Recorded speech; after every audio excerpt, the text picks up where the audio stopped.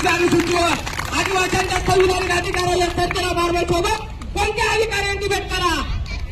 जर असं हिंमत पाचव्या अनुसूचीवर आणि आमच्या ग्रामसभेची परवानगी न घेता तुम्ही प्रस्ताव कसा काय टाकला बोला.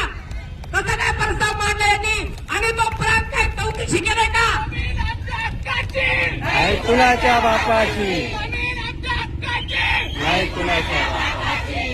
अरे त्या प्रांत अधिकाऱ्यानं कलेक्टरला जो प्रस्ताव पाठवला त्यांनी ग्रामसभेची परवानगी घेतली नाही विचारलं का. बापाला आदिवासी बाप आहे बाप आधी बापाच्या पाया पडायला लागतं मग पुढे जायला लागतं. ग्रामसभेला अधिकार दिला अनुसूचित क्षेत्रामध्ये. तुम्ही सगळे नागरिक आहे नागरिकांसारखंच व्हायचंय. तुम्ही आमचे नौकर आहे. हे सगळे अधिकारी लोक आपले नौकर आहे आपण मालक आहे. हे मी नाही सांगितलं सुप्रीम कोर्ट सांगितलं असं सांगतं. मी जर चुकीचं बोला असं तर खरं माझ्या गुन्हे दाखल चला कोर्टात डिबेट करा. आम्ही मालक आहे. 5 जानेवारी 2011 10/368 केस नंबर नंदाबाई बिल बनम कैलास संगमनेर. ही केस पहा गुगलवर चेक करा कुणा चेक करा मग मालकांशी नीट बोला. ग्रामसभेची परवानगी न घेता यांच्यावर कारवाई तहसीलदार प्रांत ग्रामसेवक यांच्यावर सगळ्यांवर देशद्रोहाचा गुन्हा दाखल करायचा आहे. यांनी ग्रामसभेची परवानगी न घेता या अधिकाऱ्यांनी पुढे प्रस्ताव पाठवला. यांच्या बापाची जमीन आहे का.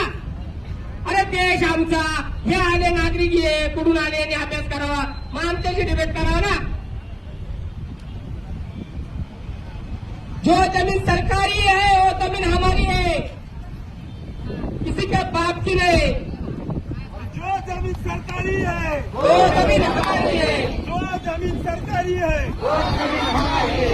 अनुसूचित क्षेत्रावरती अभ्यास करूनच या.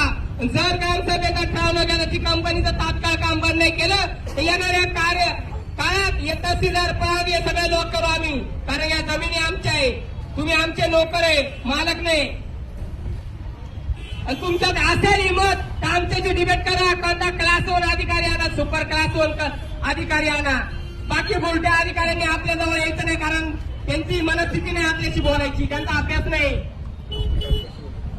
आणि हक्काची